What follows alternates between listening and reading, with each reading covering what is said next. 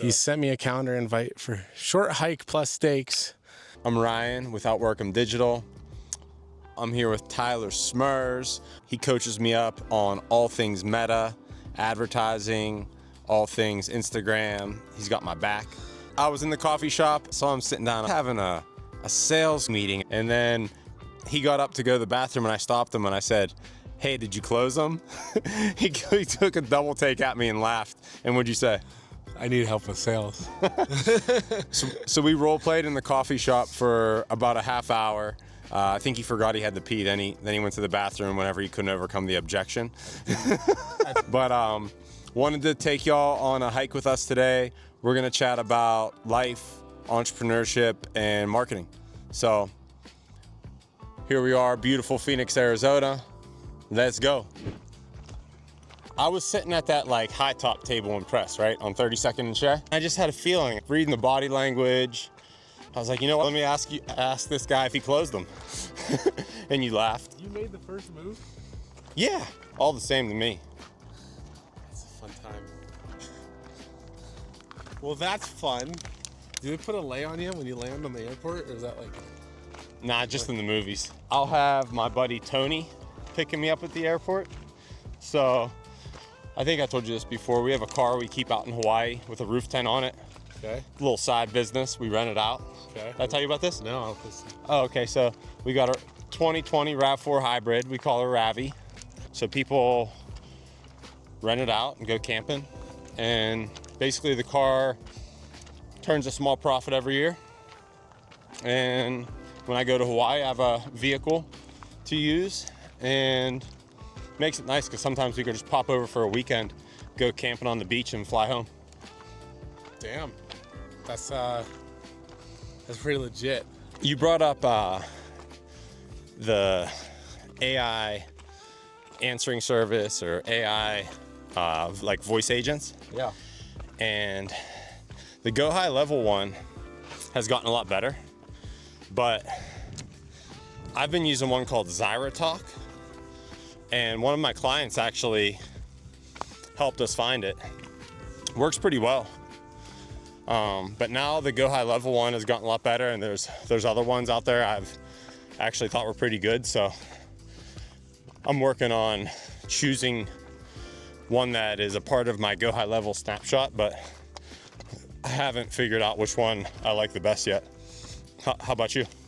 I haven't set anything up yet. We're just experimenting with it. But I'd rather have everything in one software than use like 4 different ones. Even project management, like we used to use Monday. We used to use a bunch of different things. Yeah. And that way it's easy, but Makes sense. yeah. AI is the move. If you can like set it up right. I feel like the AI deployed the wrong way is catastrophic. Deployed the right way, it can work wonders. I agree.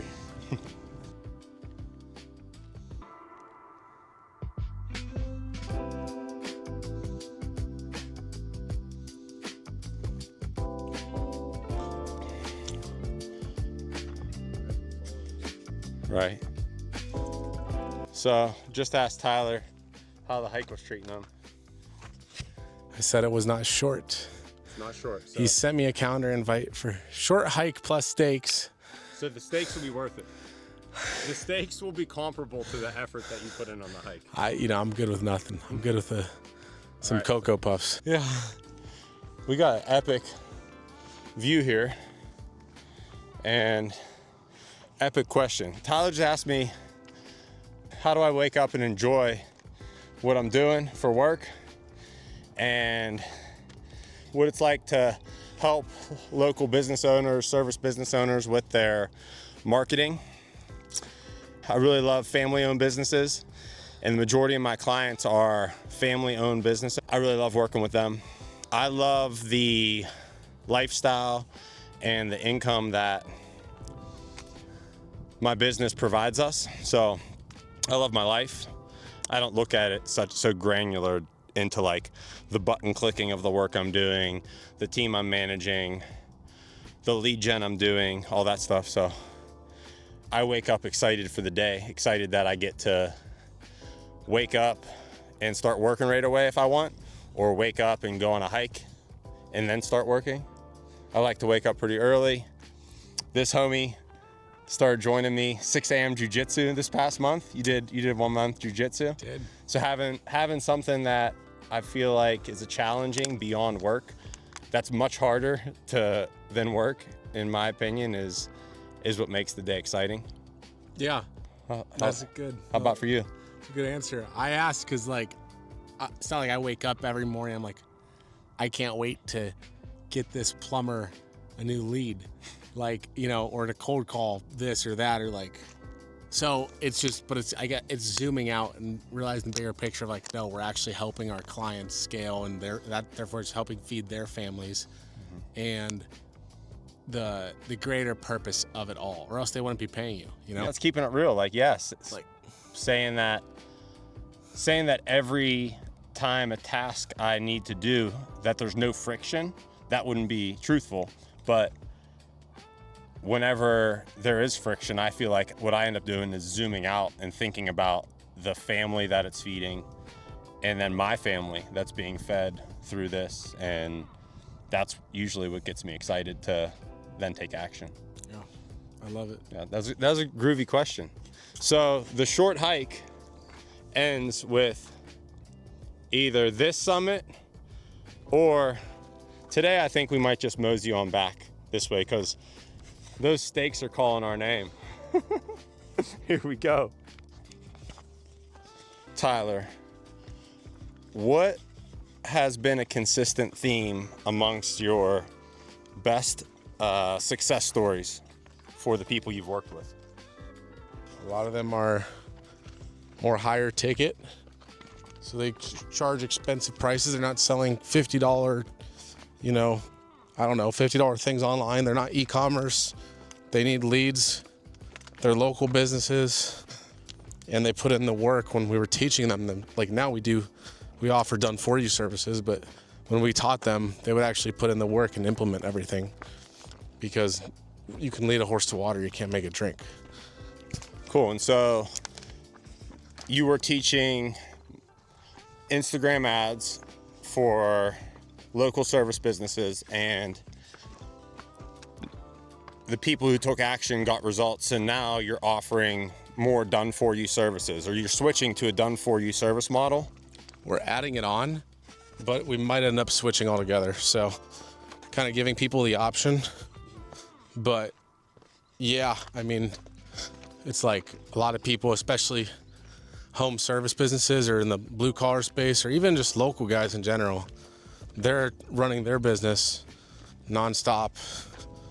And so a lot of them just want it done for them, which I think is why the agency model exists to begin with. It's just, how can we stand out against everybody else now who offers that service? And so finding that unique selling point is the, you know, I mean, yeah, it's like, yeah, if that makes sense. Yeah, it makes sense for sure.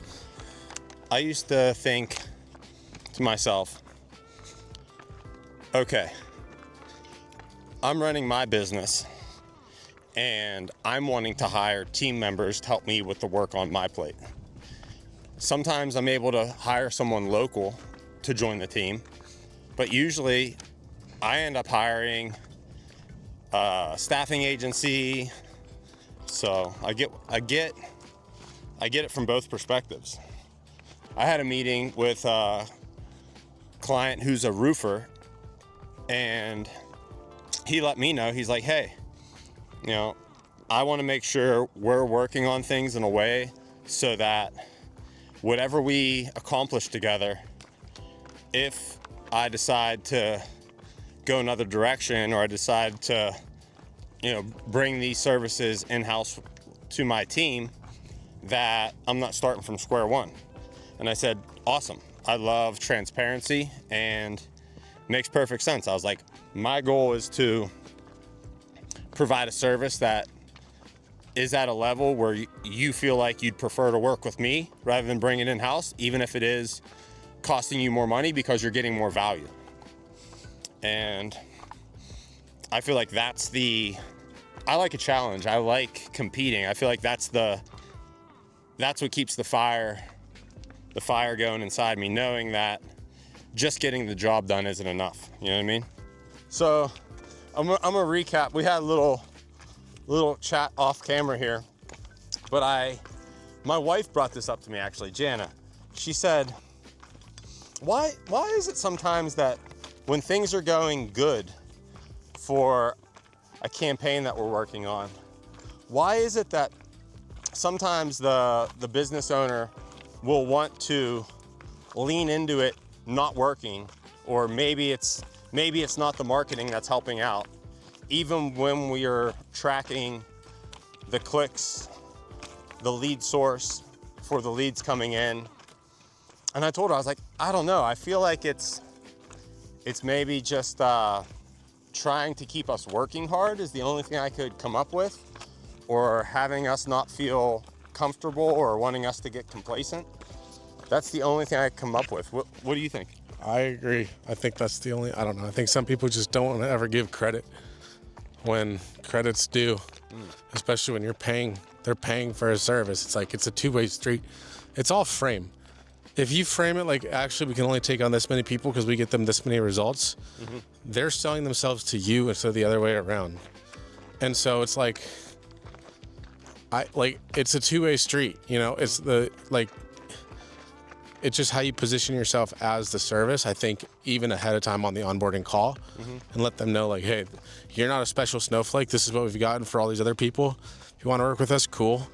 Would you want to have a steak, or would you rather go to McDonald's? And you get what you pay for. Totally. So I hear you giving some advice there, like let people know there's, for example, me. I said one of my goals was to add more team members so I can maintain quality as we scale our business. So I'm already saying, like, hey, I can only work with so many people, so I need to add more team members. Right now, I could probably add 4 home service businesses and maintain quality.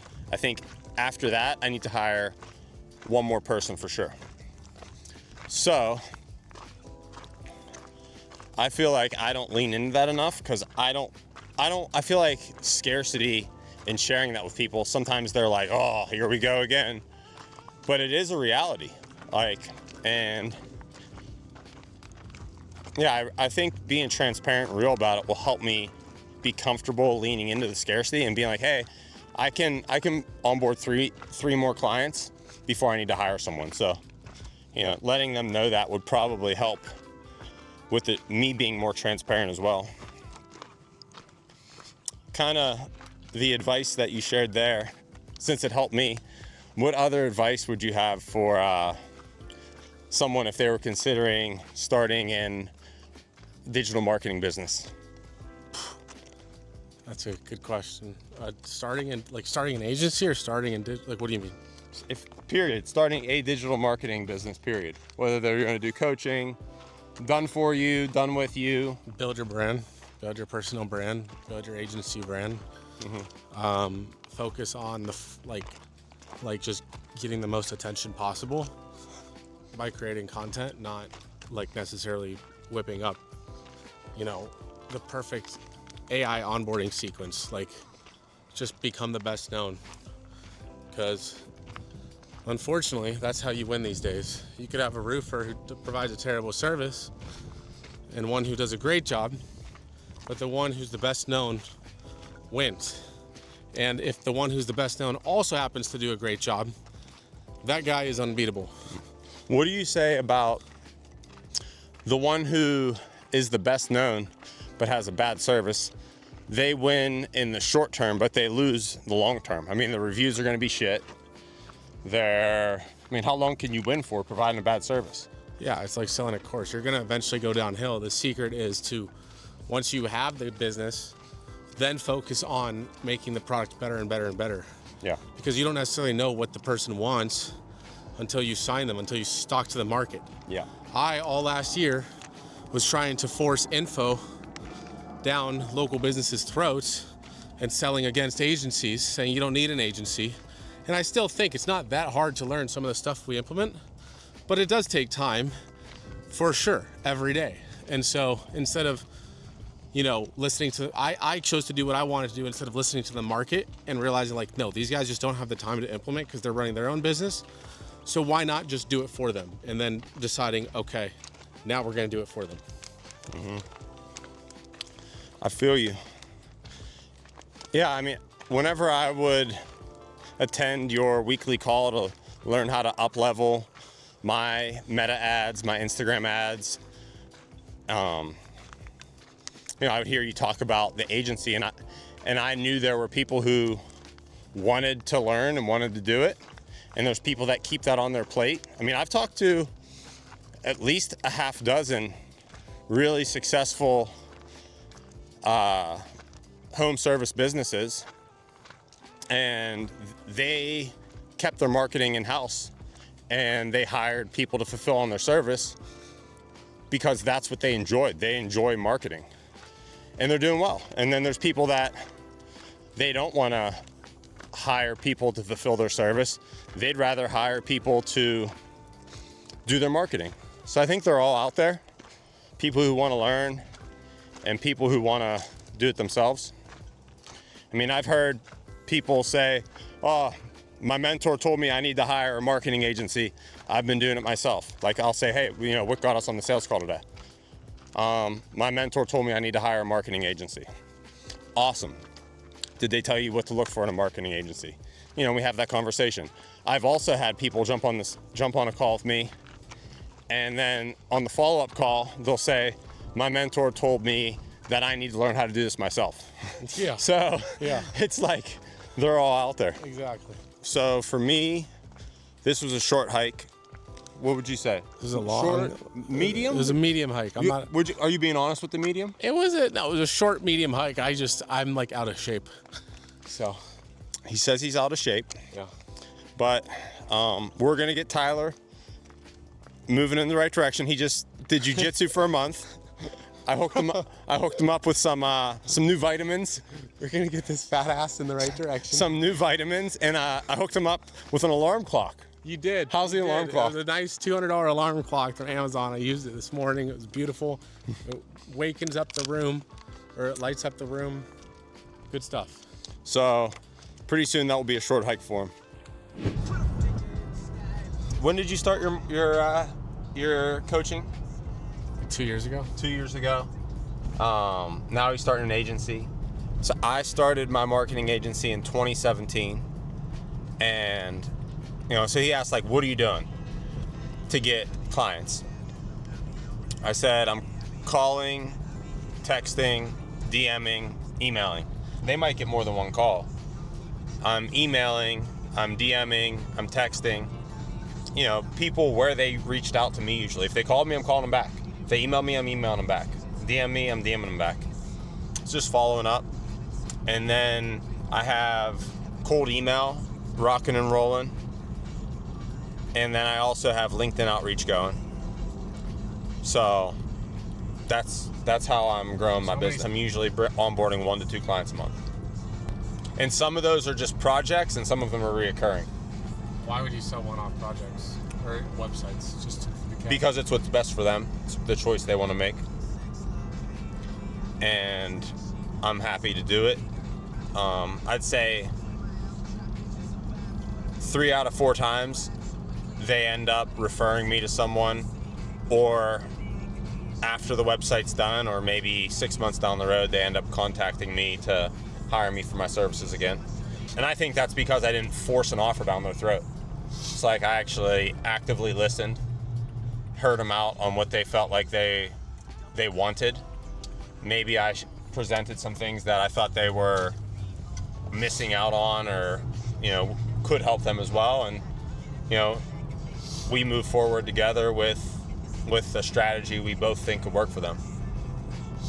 Are the projects mostly websites? The projects are split between websites, ad campaigns, Google Business Profile, Ad campaigns with LSA. are manageable. It's probably not what's best for my business all the time, but I feel like it's what's best for I'll say it's what's best for the marketing world. You know, give us a good name out there. You know, not just trying to fit everyone into my template. I like when the template is a match because it's more scalable, but I have my business set up in a way to accommodate for, you know, a few one-offs. So I was a little consumed in our conversation, and I forgot to let my wife know. She said, hey, let me know when you're on your way back. I'll start cooking the steaks. And we were chopping it up, and I forgot to let her know. So running into Whole Foods real quick, grabbing a few last minute supplies for adventure to Hawaii tomorrow. Sweet. Sweet.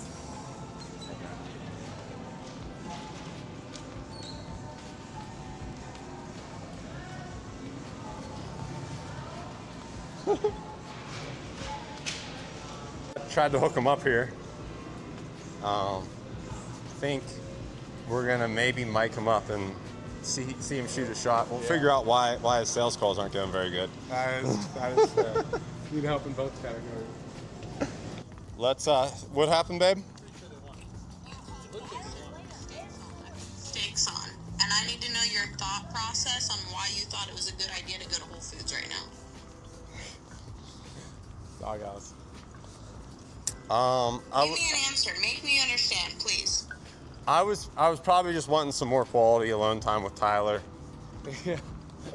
And I also... If you want something green to eat, go in and get something green to eat. We don't have anything green. We'll be good. Love you. I love you too. So, the steak, Incredible. you didn't taste it yet. Well, it looks incredible. Looks incredible. But we got these tallow fries with it. Tallow fries.